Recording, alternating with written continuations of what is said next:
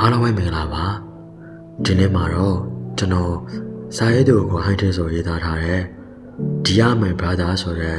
ဘေးဝမ်းရှော့တဲ့ခုကိုဖတ်ပြပေးရှင်ပါတယ်အားလုံးပဲခန်းစားနာဆင်ပေးပါအောင်နော်တနေ့လားဆင်းနေ့လားဒါမှမဟုတ်တသက်လုံးလားနေမျိုးလေးကိုကျွန်တော်စရောက်ဖူးတာကျွန်တော်ရှစ်တန်းနဲ့နှစ်ဝဲစာမွေးဖြည့်တဲ့အချိန်ကျွန်တော်ရှစ်တန်းနဲ့နှစ်ဝဲစာမွေးဖြည့်တဲ့အချိန်မှာ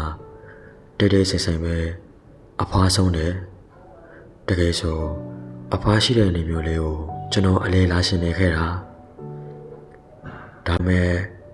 တကယ်တမ်းကျွန်တော်နေမျိုးလေးကိုလာနိုင်တဲ့အချိန်မှာတော့အဖွားဟာဘွားတစ်ပါးသူကိုပြောင်းသွားခဲ့ပြီကျွန်တော်အမေဟာအဖွားတားနေတဲ့ကြားက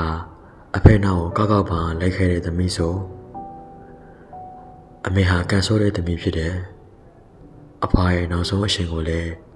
အမေမမေ့ခဲ့အဖွားနာရဲ့ကိစ္စပြီးတဲ့အခါ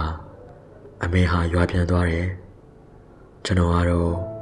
နေမျိုးလေးမှာစာမွေးရေးဖြစ်ချင်ခဲ့တယ်တရားရကအဖွားကိုရှစ်လားလို့မေးရင်မသိဘူးလို့ပဲကျွန်တော်ဖြေမိမှာတကယ်တော့ရှစ်တယ်မရှိဘူးဆိုတာထက်အဖွားသိရှိတင်ရှားရှိနေတော့ကတခါလောက်ဖြစ်ဖြစ်တွေ့ဖို့ရှိခဲ့တာတင်ရှားဖြစ်ပြီးတဲ့နေညနေခင်းမှာအဖေစီကစားတဲ့ဆောင်ရောက်တယ်အဖေတောင်းဝန်ကြတဲ့မျိုးကိုကျွန်တော်အလဲရောက်ဖူးတယ်အမေနဲ့အဖေခွေးသားပြီးနောက်ပိုင်း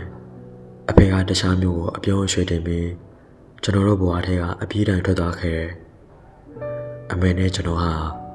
အဖေတောင်းဝန်ကြခဲ့ရပါလိမ့်မှာအချိန်ရှားချင်ရခဲ့တယ်ပထဝီဖြစ်ပြီးတဲ့နေ့မှာတော့စာမွေးအခန်းထဲမှာကျွန်တော်နဲ့ခုံရှင်းကြရကစက်တန်းအကိုကျွန်တော်အခန်းထဲကိုရောက်တရရောက်လာတယ်ကျွန်တော်မုန်းတွေလာပေးတာဖြစ်ကြောင်းပြောပြီးလက်ခနဲ့လက်ပြန်သွားတယ်ဘာအတွက်လာပေးတာလဲမမေးလိုက်ရတယ်လို့ကျေးဇူးတင်စကားလေးတောင်ကျွန်တော်မပြောလိုက်ရတမိုင်းဖြစ်တဲ့နေ့မှာတော့မိုးတွေလေးသေးသေးမမေရွာနေခဲ့တယ်ထင်မပါလို့မိုးရွာတွေထွက်လာတဲ့အခါပခေါင်းကိုအနာကလှမ်းဆွဲလာတဲ့လက်ချောင်း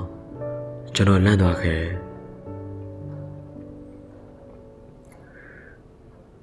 ထင်မပါရင်အကိုကိုစောင့်နေတာမဟုတ်ဘူးနေမကောင်းဖြစ်သွားရင်ဘယ်လိုလုပ်မလဲအကိုကစာမွေးဖြေလို့မပြီးသေးဘူးမလားဖြေပေးပါပြီကွာညီရောဖြေနိုင်ရလားအော်ဒီနေ့မဖြေနိုင်ဘူးနဲ့တူတယ်ညီစာမွေးခန်းနဲ့အဲ့နေရအကိုတွေ့ရဒါပေါ့ကျွန်တော်ကစာမတူဘူးလေဒါနဲ့မနေ့ကဘာလို့မုန်းနေပေးတာလဲကျွန်တော်ကျေးဇူးတင်နေတော့မပြောလိုက်ရဘူးစာမွေးဖြေဖို့အားရှိအောင်လို့လာပေးရလေဘာလဲညီကမုန်းနေမစိတ်လို့လားခဏနဲ့မိုးတွေပိုသေးတော့မှမြန်မြန်သွားကြအောင်နေ့ဖန်ပိတ်ရက်ညီကိုလာခုံမယ်နော်ဗျာစနေနေ့တကယ်ပဲအကိုကျွန်တော်အဆောင်ရှိတော့ရောက်လာခဲ့တယ်စာမကြက်ပဲပြေးသွားမှလေအကိုစားကြက်စရာမလိုတော့ဘူးအကိုမုန်းလိုက်ကြွေးမယ်ပြီးတော့ဒီမျိုးလေးကိုအခုမှစားရတဲ့ညီလေးကိုအကိုကနေရာစော်လိုက်ပို့ပေးမယ်ထိုနေ့ကမြေကမ်းဘေးကအကင်စင်ကိုရောက်ခဲ့တယ်မျိုးလေးကဘာပဲလေးစင်ကိုလည်းရောက်ခဲ့တယ်မျိုးစုံကထုံးဖြူစေတီအနီးမှာဖတ်ထုတ်ပူပူလေးတွေရောင်းနေဆိုင်ရှိတယ်ကျွန်တော်ကဖတ်ထုတ်မှုကိုမကြိတ်သလားအကိုကတော့ဖတ်ထုတ်မှုကိုအသေးကြိတ်တယ်ထုံးဖြူစေတီရဲ့တောင်ဘက်ရှမ်းမှာတော့တမျိုးတစ်ခိုးကြည်ပြိုးထားတဲ့နေကြခင်းရှိတယ်ထိုနေ့ကထုံးဖြူစေတီရှင်ရဲ့မှာထင်ရင်အဆုံးအစမဲ့ကြည်ပြိုးလာတဲ့လွင်ပင်ကြီးကိုအရှင်ကြားကြီးငေးကြည့်ကြတယ်ဒီအရှင်မှာဝမ်းကျက်တစ်ခွင်လုံးဟာဆုံးဝင်ခါစားအငွေအသေးတွေနဲ့ရှင်းပြစရာအကောင်းတာရှင်းမြတ်တာရဲ့အတိတ်ကိုသိလာညီအကောကတော့သိပြီထင်တယ်အကောကိုယ်တိုင်တော့မသိလိုက်ပဲအကောနှလုံးသားတစုံတယောက်ကိုရှင်းမိသွားပြီတကယ်ပါပဲတခြားအရာတစ်ခုခုကိုမှထပ်မမြင်နိုင်အောင်ထိပါပဲဒါကအဆင်ပြေတယ်လို့အကောထင်တယ်ဘာလို့ဆိုအကောကတစုံတယောက်ကိုရှစ်ခဲ့ရင်ကြံလေတဲ့အကောဘွားတန်းတစ်ခုလုံးကိုသူ့ဝေနာကုံဆုံးပြမှာလေညီလေးရောတစုံတယောက်ကိုရှစ်ဖူးပြီလားဟမ်ကျွန်တော်ကရှစ်တာတွေမုန်းတာတွေ ဘာတစ်ခုမှမကြုံဘူးဒါပေမဲ့ကျွန်တော်ကတစုံတယောက်ကိုရှင်းပြခင်ရင်လေ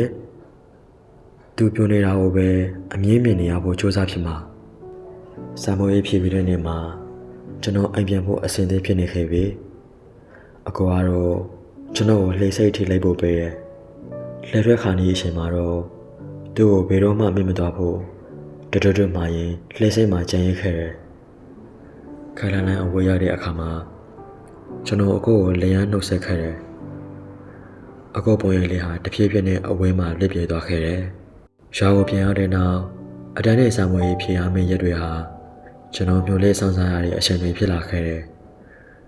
ထို့တော်ရှာဒီနေ့ဇန်နဝါရီလအဖိုးရှင်ဟာ6ဒီဂရီအထိဆင်းနေအရန်အဲ့တဲ့မနေ့ခင်းတွေမှာတော့အကောရောအနှွေးထေတူဝဲဖြစ်ပါရဲ့လားဆိုပြီးစိတ်ပူမိတယ်နှစ်လကျော်ကြာမှရှစ်တန်းအတင်းနဲ့စာမွေးဝဲအတွက်နေမျိုးလေးစီကျွန်တော်ပြန်ရောက်လာခဲ့တယ်ဒီတစ်ခါတော့ကျွန်တော်အကောနဲ့တူစာမွေးမဖြေရတော့ဘူးစာမွေးဖြေပြီးညနေခင်းတွေမှာတော့အကောများလာတွေ့မလားဆိုပြီးစိတ်ထဲတမြင့်မြင့်မျိုးလေးနေခဲ့မိတယ်စိတ်မကုန်းစရာပါပဲအကောဟာခြေတန်းစာမွေးဖြေဖို့စူးစမ်းနေရင်ကျွန်တော်မဲသွားလောက်ပြီးထင်တယ်အတန်းနဲ့စာမွေးနောက်ဆုံးနေ့မှာကျွန်တော်စီအမေရောက်လာတယ်ကျွန်တော်အဝတ်တွေကိုတင်ကြုံပြီးယူလာတဲ့အမေကိုကြည့်ရင်ကျွန်တော်မှတအံ့တော်ပေါ်အောင်စရာကောင်းတာကဒီနေ့နွေရာသီတစ်ခုလုံးကိုကျွန်တော်ဒီမျိုးလေးမှာပဲကုန်းဆောင်ရဖို့ဖြစ်လာခဲ့တယ်အမေအိမ်မပြန်ခင်တည်းကကျွန်တော်ကိုအဆောင်မှာနေရာချပေးခဲ့တယ်အမေပြန်သွားတဲ့အခါကျွန်တော်ကတော့အခန်းထဲမှာတယောက်တည်းပြင်းကျန်ရတဲ့ဒီအချိန်မှာအဆောင်ကဆေးတန်းအကူတွေအမားတွေကတော့သူတို့စာမွေးတွေပြင်းရှင်မရှိစူးစမ်းနေကြတယ်ဆေးတန်းစာမွေးနေလာတဲ့အခါအကူတယောက်စားပြီးလက်နိုင်ရလားအစင်ကိုပြေပါရလားဆိုပြီးတွေးပူမိရဲ့ဆေးတန်းစာမွေးဖြေရတဲ့နေ့တွေမှာတော့ဘော်ရာကဆေးတန်းအကူတွေကိုလိုက်ပို့ရင်အကူတို့ကျောင်းကိုရောက်ဖြစ်ခဲ့တယ်တေရှာဖြေရမယ့်နေ့မှာကားပေါ်ကဆင်းလာတဲ့အကူကိုတွေ့ရဲ့အကူကတော့ကျွန်တော်ကိုမတွေ့ခဲ့ထိုနေ့ကကျွန်တော်ထမင်းတေရှာမစားဖြစ်နောက်နေ့တွေမှာကျွန်တော်အကူတို့ကျောင်းကိုမလာဖြစ်တော့တကြံရက်တွေမှာလည်းအိမ်မပြန်ဖြစ်ခဲ့ပေးခဲ့တဲ့ရက်တွေတော့ကအဖေနားရထောင်ပြတဲ့တဲ့င်းကိုကြားရတယ်အမေနဲ့အဖေကွဲတာလည်းစေစုနဲ့တခုတောင်ကြာသွားပြီမို့အဖေနားရထောင်ပြတဲ့တဲ့င်းဟာကျွန်တော်အတွက်တော့ထူးထူးဆန်းဆန်းဖြစ်မနေဒီလိုအရှင်မျိုးနေသားတကြရှင်သန်ကြည်ပြင်းလာရတာတကယ်အဆင်ပြေပါတယ်အဆင်ပြေပါတယ်ပေါ့ဂျွန်လာကျုံဖွဲ့တဲ့အခါကျွန်တော်အခန်းထဲဝင်လာတဲ့တစုံတရာကြောင့်ကျွန်တော်စားလက်စားမှုကလေးချမ်းမြေဖို့လွတ်ကျသွားတယ်အကိုစေတန်းအောင်သွားပြီမလားဘာကိစ္စဒီကိုဒီလေကုသေးပြုံးလေကွာဟုတ်ဒါနဲ့အကိုဘာလာလို့တာလဲဗျဒီနေ့တို့ကြောင်းလာတာလေဟာအကိုစေတန်းအောင်သွားပြီမလားမအောင်ကြားတယ်ဒီအိတ်လေအပေါ်တင်ပဲအကိုညီနဲ့တခန်းနဲ့နေမလို့ဒါနဲ့ဒီလေအကိုမမေ့သေးဘူးမလားမမေ့ပါဘူးကျွန်တော်အမြဲတည်းရပါတယ်အကိုကျွန်တော်အခန်းမလာနေတဲ့နေရာစားပြီးအကိုတပိုးချတဲ့ကောင်မလေးတွေကကျွန်တော်ကိုအတင်းလာရောက်ကြတယ်အဆောင်ကိုအကိုစားရတဲ့နေရာကျွန်တော်တညင်လုံးအိမ်မပြောအကိုကမုန်းတွေတိတ်မကြိတ်ဘူးဒီတော့အကောရင်ကအကိုအတွက်ပို့ပေးတဲ့မုန်းတွေဟာလည်းအကောင်ကျွန်တော်အတွက်ပဲဖြစ်လာခဲ့တယ်တခါတည်းလေဖတ်ထုတ်တွေပါလာရင်တော့အကောအတွက်ပဲပေါ့ဝါဆိုလာပြင်းနေအဆောင်ကလူတွေအကောင်လုံးအိမ်ပြန်ကြတယ်ကျွန်တော်ကတော့အိမ်မပြန်ပဲအကောရင်ကိုလိုက်လေတယ်အကောရင်ဟာမျိုးလေကောင်လူကုန်နဲ့ရက်ွက်မှရှိတယ်အကောအခန်းဟာအိမ်ရဲ့အပေါ်ထက်ဝရဏနာကအခန်းအဆောင်မှာအကွန်နဲ့ကျွန်တော်နေတဲ့အခန်းရဲ့ဆေးစားတဲ့ပိုကျတဲ့အခန်းလေးဖြစ်တဲ့စာကြည့်စပွဲစအုပ်စဉ်အဝဲပြီးတော့အကွန်ငယ်ရဆွတ်ခဲ့တဲ့အယုတ်လေးတွေကိုတက်တက်ရစီထားတဲ့ပန်းပြီးတော့အယုတ်လေးတွေကိုခင်ကြည့်တော့ဒီဘက်ကအယုတ်လေးတွေကအကောရဲ့အမွာကိုပိုင်တဲ့အယုတ်တွေဟိုဘက်ရှမ်းကအယုတ်လေးတွေမှာအကောပိုင်တဲ့အယုတ်တွေ အကိုရုပ်တွေထဲကညီလို့ရှင်အကုန်ယူလို့ရတယ်နော်ဒါဆိုအကုန်ယူလိုက်ရမလားအကိုထုံးတဲ့တရက်လုံးအကိုအိမ်မှာအရှင်ကုန်ဖြစ်ခဲ့တယ်ညနေခင်းရောက်တဲ့အခါတော့အကိုနဲ့အတူတူဝရဏမှာထိုင်ရင်ရင်နှွေးချမ်းတက်ဖြစ်ကြတယ်ဝရဏကနေအိမ်ရှိပန်းချန်ထဲမှာအကိုအဖေနဲ့အမေဟာစအုပ်လေးတွေဖက်ရင်အတူတူထိုင်နေကြတာကိုလှမ်းမြင်ရတယ်ကျွန်တော်လေအဖေကိုတကယ်လွမ်းနေအကိုကကျွန်တော်ကိုကြည့်ပြီးမြင်မြန်လို့ပြောင်းပြတယ်ထိုနေ့ကအဖေကိုလွမ်းရတဲ့အကြောင်းတွေမဆုစအုပ်လေးရှာရည်ဖြစ်တယ်ဝါကျွဲကျောင်းပတ်ရရောက်တဲ့အခါဗိုလ်သားစီစဉ်ပေးတဲ့ခရီးတွေအတွက်ရှင်ခုံနေမိတယ်အကွာခရီးတက်ဖို့တပတ်အလိုကလေးကအဲ့ဒီမြင်လုံးနေပြီခရီးမထွက်ခင်တရက်အလိုမှာအဖေအသေးအတန်ဖြစ်နေတဲ့တဲ့င်းကိုကြားရတယ်ကြားရချင်းကျွန်တော်ရွာပြန်ဖို့ဖြစ်လာခဲ့တယ်အကွာကျောင်းခရီးကိုမလိုက်ပဲကျွန်တော်နဲ့အတူလိုက်လာတယ်ကျွန်တော်ရောက်တဲ့ညနေခင်းမှာအမေဟာဝရန်တာပေါ်မှာထိုင်ရင်ဆေးလိုက်ဖွာလျက်ရှိနေတယ်အမေဘယ်တော့မှဆေးလိုက်တောက်တက်သွားလဲကျွန်တော်မသိခဲ့ဘူးအမေဟာအဖေတဲ့တင်းကိုသူနဲ့ဘာမှမဆိုင်သလိုမျိုးတိတ်ဆိတ်နေတယ်ကျွန်တော်အိမ်ထဲဝင်လာတာကိုအထူးအထွေတခုမှမပြောအဖေစီကျွန်တော်ထွက်သွားတာကိုလည်းတခုမှမပြောအမေနဲ့အဖေနဲ့ကွဲတဲ့အချိန်တုန်းကကျွန်တော်အသက်9နှစ်အခက်အခဲတွေကြားမှာအမေဟာနားရထောင်မပြုတ်ခဲ့တယ်လို့လောကဓာတ်ရိတ်ခတ်မှုအထွေထွေကိုကြမ်းကြမ်းခံကြိုးပြတ်ခဲ့တဲ့မိုင်းမှာအဖေဟာအမေကိုပြန်ပုံဖို့အချိန်ချင်းတောင်းဆိုခဲ့ပေမဲ့အမေဟာလုံးဝပြန်လဲမကြည့်ခဲ့ပတ်ဝန်းကျင်ကအဖေနာရိုးမသွားတဲ့အမေကိုမာနကြီးတဲ့မိုင်းမှာလို့သမုတ်ကြတယ်အဖေဆုံးတဲ့နောက်ပိုင်းအကူကကျွန်တော်ကိုပိုးပိုးသားသားဂရုစိုက်ပေးတယ်အမေကတော့ကျွန်တော်ရှိတဲ့နေမျိုးလေးကိုတိတိတတ်တာအလားကြီးသွားတယ်ကျွန်တော်ဖျားရဲ့နေရတယ်အမေရောက်မလာခဲ့ဘူးအကူဟာအမေကိုစိတ်မပူပေါ်ဖုံးလန့်ဆက်ပြီး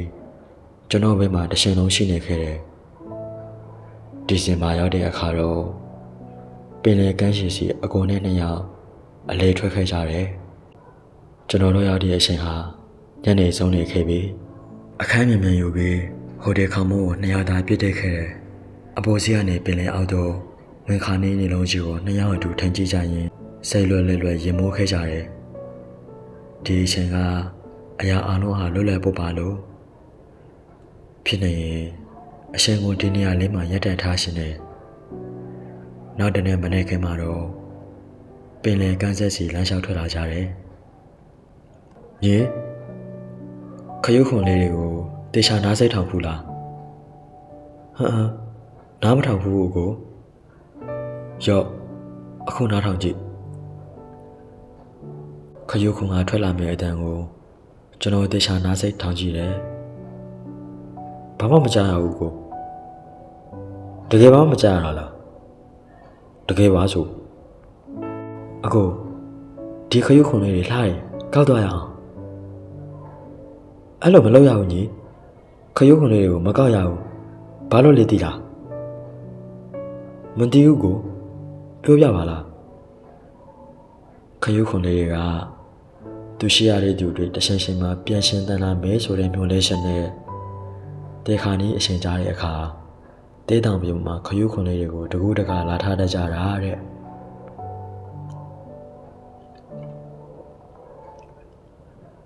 အကူဟာခံရတဲ့အလိုသားတယောက်ဖြစ်တယ်နောက်နှစ်တွေကြာလာတဲ့အခါမဟုတ်ဘူးကြောင်းပြီးသွားတဲ့အခါဆို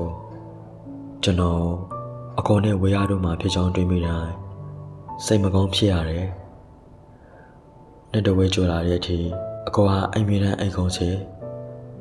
ညဆိုဆွဆွအိပ်ပြီးမနက်ဆိုနောက်ကျမှအိပ်ရထားတယ်စာမဖတ်ရကုန်လားလို့တခါတလေကျွန်တော်ဆိုမိရင်အကူဟာမျက်နှာငယ်လေးနဲ့ကျွန်တော်ကိုရွှေ့လေးရှိရဲ့ဒီစင်ပါလာရဲ့နောက်ဆောင်ရွက်တွေထဲကတရက်မှာစာမဖတ်ပဲအဲ့နေတဲ့အကူကိုကျွန်တော်အတင်းနှုတ်မိရဲ့ရလက်အနေနဲ့အဲ့ရတဲ့ဆွဲဖက်ပြီးရှုပ်ထားခြင်းခံလိုက်ရည်လေအကူဟာတခါတလေရေးကျင်တယ်လို့တခါတလေကလေးဆန်လို့နားတယ်ဖေဖော်ဝါရီလမှာကောဒန်အတင်းနဲ့စာမွေးစစ်တယ် စာမွေးရက်တွေတုန်းကအကိုအသေးအတန်ဖျားခဲ့တယ်ကျွန်တော်စာမွေးရေးပြီးတဲ့နေ့မှာအကိုအနားမှာနေရှင်လို့အိမ်မပြန်ဝေးနေဖို့ဆုံးဖြတ်ခဲ့တယ်ဒါပေမဲ့အကိုကအိမ်ပြန်ခိုင်းတယ်ကျွန်တော်အိမ်ပြန်ဖို့အထုပ်ပြင်တာကိုကြည့်ပြီးအကိုမြင်ရင်ကြားနေတယ်တကယ်တမ်းမှာတော့ကျွန်တော်ကိုအိမ်ပြန်ခိုင်းတာလည်းအကိုဖြစ်တယ်အိမ်ကိုမပြန်ခင်ခက်တဲ့လေးဖက်ထားမိတယ်တကယ်ဆိုကျွန်တော်အိမ်မပြန်ရှင်ဘူးအကိုအနားမှာပဲကျွန်တော်နေရှင်မိတာအကိုနေကောင်းအောင်နေနော်နောက်နေ့ဆိုကျွန်တော်10တန်းရောက်ပြီနောက်နေ့ကျွန်တော်လည်း10တန်းအတူတူမတက်ရှင်ဘူးမလားဒါဆိုဒီနေ့အောင်ဖျားမယ်နော်တကယ်ဆိုကျွန်တော်အိမ်ပြန်ရှင်တာမဟုတ်ဘူးအကောအနားမှာပဲနေရှင်တာသိလားညီမမေညီကိုလွမ်းနေမှာပေါ့အိမ်ကိုပြန်သွားလိုက်နော်ပြီးတော့အကောစီမြန်ပြန်လာခဲ့အကိုစောင့်နေမယ်ဒါဆိုကျွန်တော်သွားပြီနော်အကိုတပတ်အကြာမှာကျွန်တော်အဆောင်ကိုပြန်လာခဲ့တယ်ရွာမှာနေတဲ့တပတ်အတွင်းမှာကျွန်တော်အကိုကိုလွမ်းနေတာပြီးတော့အရန်လေးတတိယနေတာဒါပေမဲ့ကျွန်တော်အဆောင်ကိုပြန်လာတဲ့အခါတော့အကိုအဆောင်မှာရှိမနေအကိုနေရာလေးဟာဗလာဖြစ်လို့ကြံခဲ့ပြီအကိုအိမ်တော်သွားဖို့ဆုံးဖြတ်ချက်ချခဲ့တယ်ဒါပေမဲ့ကျွန်တော်ရောက်တဲ့အချိန်မှာတော့အကိုတကားလေးဟာအပိတ်အကိုတို့မိသားစုအကြောင်းတွေကိုလည်းကျွန်တော်ဘယ်လိုမှစုံစမ်းမရခဲ့ဘယ်နဲ့နေတော့အကိုကျွန်တော်စီပြန်လာခဲ့မှဖြစ်ကြောင်းကျွန်တော်ယုံကြည်တယ်ဒီလိုနဲ့အကိုကျွန်တော်စီပြန်လာမယ့်အချိန်တွေဟာကျွန်တော်မျှော်လင့်စမ်းစားရတဲ့အချိန်တွေဖြစ်လာတယ်ဒီနေ့နေရာဒီမှာအမေရဲ့တိုက်တွန်းမှုကြောင့်အင်္ဂလိပ်စာသင်တန်းတွေတည်ဖြစ်တယ်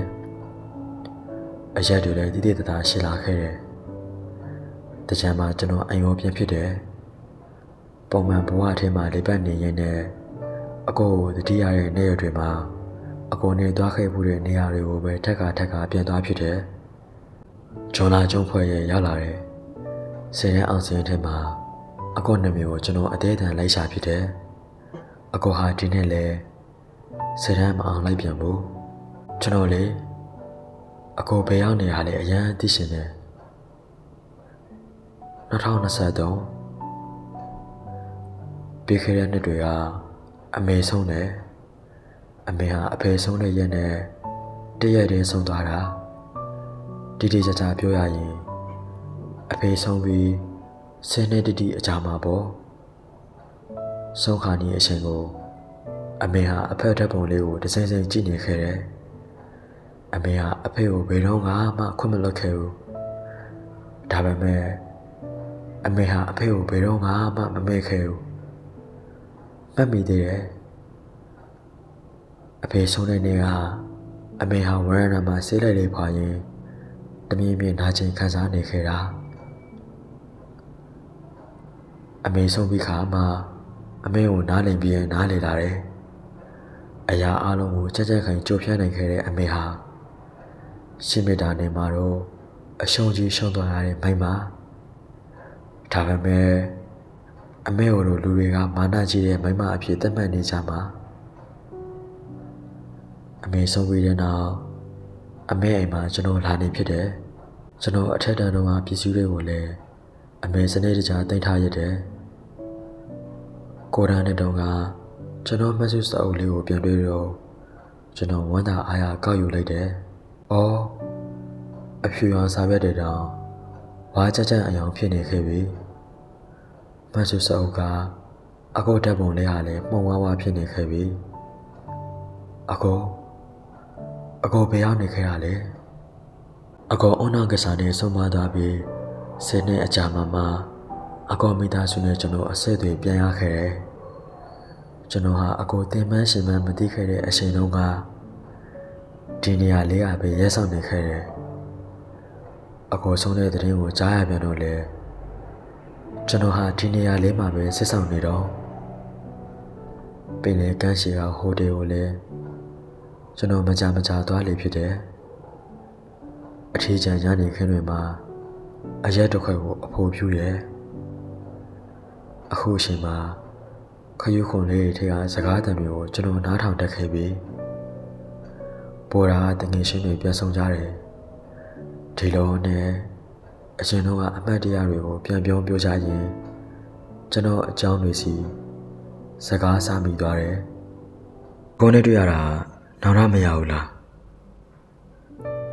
အကိုနဲ့တွေ့ရတာကိုငါနောက်တော့မရဘူးအကိုရှိတယ်လို့တခွန်းလေးတော့မပြောခဲ့ရတဲ့အတွက်ပဲငါတဘွားလုံးစာနောက်ထရနေတာတနေ့လေအတူတူရှိရတာနဲ့တဘွားလုံးဆွဆွမြင်ရှင်သန်ရတာတန်းရဲ့လားတနေ့ငါအတွက်တော့ဒါဟာရိုးရိုးသားမှန်တနေ့ဒါပေမဲ့ဒီတနေ့ဟာအကိုအတွက်တော့တဘွားလုံးဖြစ်ခဲ့တယ်လေကျွန်တော်ခက်မဲ့လေးပြောလိုက်တယ်ကျွန်တော်အခုချိန်ထိအကိုကိုစောင့်နေတယ်ဆိုတာကိုသူတော့မသိဘူးစောင့်နေတယ်ဆိုတာနောက်ထပ်တစ်နှစ်လား10နှစ်လားဒါမှမဟုတ်ထာဝရတစ်သက်လုံးလားအဆုံးထိလိုက်ပါနားဆင်ပေးတဲ့